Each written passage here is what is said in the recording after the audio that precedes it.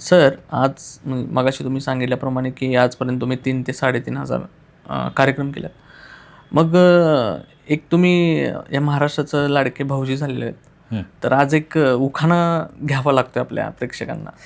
उखाणा म्हणाल तर माझं काय लग्न नाही झालेलं तरी मी महिलांना शिकवतो आणि एखाद्या महिलेनं वहिनीने आमच्या जर मोठा उखाणा घेतला तर मी त्यांना असं म्हणतो की मला जमेल का हो तुमच्या एवढा, तर मी कसा घेतो माझ्या स्टाईलने ते सांगतो.